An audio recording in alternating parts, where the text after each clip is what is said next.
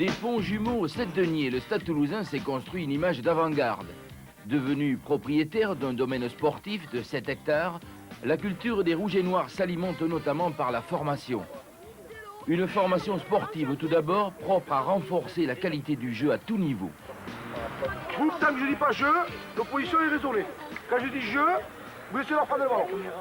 Les blancs, c'est compris? Cette notion d'un rugby de mouvement spectaculaire, l'école toulousaine la développe chez ses jeunes.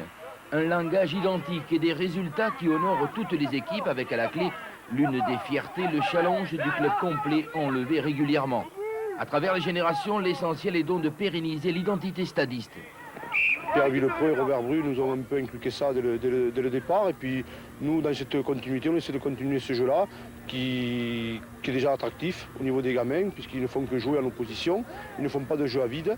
Et à partir de là, bon, ça progresse. On commence à faire des niveaux au premier niveau, deuxième niveau, troisième niveau. Et on retrouve un cadet des gamins qui ont touché le ballon et qui continuent à avoir progressé dans le message de jeu. Alors, on va bien faire attention à ce qu'on fait, on va le faire tranquillement, sans s'affoler, et on va bien gérer notre travail.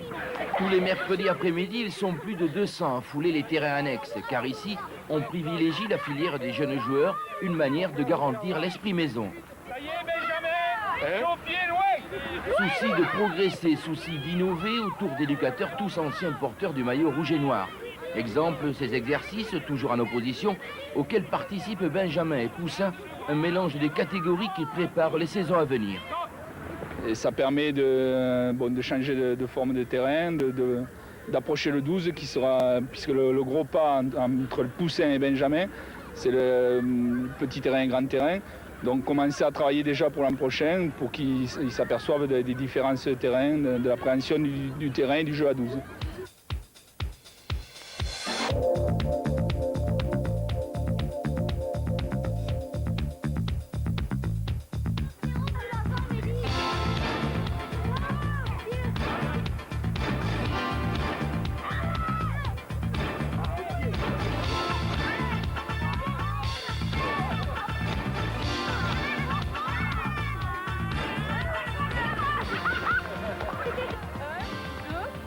Anne-Lise la blonde ou Marie-Jo et Fabienne, elles sont 3 filles à s'investir cette saison. Des exercices de base pour ceux du premier âge. Le contact de la balle, la passe, l'approche du plaquage, mais avant tout s'amuser. Reste le côté relationnel, impression d'une nouvelle. Je trouve qu'il n'y a pas tellement de différence au sein du club entre les entraîneurs les plus haut placés et puis les éducateurs. Tout le monde est bien considéré, je trouve. Chacun présente les bras, comme je vous ai dit, comme ça, donc vous le faites tous. Et on présente les bras et on ne tombe pas de ballon. Voilà. Et tout le monde a compris le but du jeu. Donc c'était de ne pas tomber de ballon et de l'envoyer le plus rapidement à l'aile. Comme nous le dimanche. D'accord ? Message reçu car transmis par les actuels gardiens du label toulousain, c'est une volonté des dirigeants. En effet, régulièrement, en fonction de leur disponibilité professionnelle, les membres de l'équipe 1 interviennent à l'école de rugby. Aujourd'hui, Califano, Carbonneau, hier Mola, Bello, Guiter ou Casalbou, le tout en parfaite osmose. Il y a une relation avec les éducateurs par rapport aux exercices à travailler? Oui, bien sûr, il y a un suivi suite à de l'entraînement. Avec les coups de 17h, on se réunit, on fait un résumé de tout ce qui s'est passé durant l'après-midi. Et il est mis en disposition une règle ou un système de jeu pour la semaine d'après. Dans la mesure où on est entraîné par des joueurs de l'équipe 1 et par des seniors, on a la continuité du jeu, le même style que l'équipe 1. C'est-à-dire le jeu de mouvement comme les grades. Avec des exercices appropriés? Avec des exercices appropriés, mis en place notamment par Hugo Mola jusqu'à maintenant et par Gali pour les 3 quarts maintenant.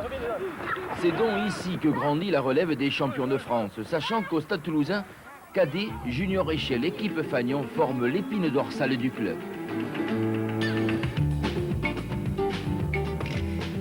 Toulouse, ville rose, rythme avec aéronautique, espace technique de pointe et bouclier de Brennus. D'où l'idée d'associer ce club centenaire à un tissu économique riche. C'est l'autre axe de la formation stadiste. Concilier les exigences de la vie sportive et active. Le centre de formation tient ce rôle. Licencié au Stade Toulousain ou dans un autre club de la région, chaque stagiaire élabore un projet professionnel. Du sur-mesure, là réside l'originalité même si tous suivent un tronc commun. Je sais que moi j'ai un complément de cours, comme beaucoup d'ailleurs, au centre de formation, ce qui nous permet de ne pas être largué dans les cours magistraux des écoles. Donc à partir de là, c'est sûr que c'est un plus par rapport aux autres. Le temps qui nous est donné par rapport au rugby et par rapport aux études est dur à gérer et le stade nous le permet grâce au centre de formation.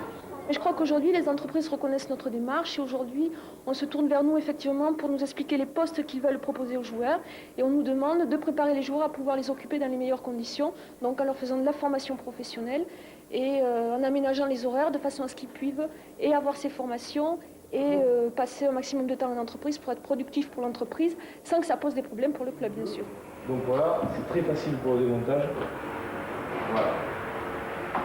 La théorie au centre, la pratique chez un concessionnaire automobile pour Franck Bello, son but devenir commercial. Je me cherchais un peu, j'avais connu pas mal d'échecs scolaires parce que j'étais pas très brillant, très assidu. Et donc pendant mon armée, j'ai passé mon bac en candidat libre et puis je me suis orienté vers la vente de voitures parce que j'aimais beaucoup les voitures depuis très longtemps. Du ballon ovale aux huîtres, il n'y a qu'une ouverture. Olivier Carbonneau, lui, projette d'acquérir une brasserie avec son frère. Il met donc tous les atouts de son côté. Là, j'apprends le métier de restauration, de serveur, de la gestion avec son comptable et de la gestion et informatique au centre de formation. Comment vous est venue cette idée? C'est quelque chose que vous aviez dans la tête depuis longtemps? Non, c'est venu très tard. C'est un métier qui me plaît, la communication avec les clients, avec le personnel, être responsable d'un commerce. Autre exemple, Jérôme Casalbou, l'une des plus belles réussites du centre de formation. Une petite autorisation de découvert. Pensionnaire de la première promotion en 89, classé sportif de haut niveau, il est aujourd'hui un banquier confirmé. J'ai intégré le centre de formation alors que j'étais en première année de fac de sciences, tout simplement parce que j'avais pris peut-être un petit peu une voie de garage et je ne me voyais pas aller à un cycle universitaire de bac plus 6 ou bac plus 7. Donc j'ai fait appel au centre de formation du Stade Toulousain afin de me mettre en relation avec une entreprise. Après plusieurs entretiens au niveau de la Société Générale et des tests que j'ai passés à Paris, il s'est avéré qu'ils ont été d'accord pour m'embaucher avec certains avantages, si on peut dire, pour que je puisse continuer à pratiquer mon sport à haut niveau, à condition bien sûr que je fasse l'affaire, comme on dit, et que je sois performant au niveau de mon travail.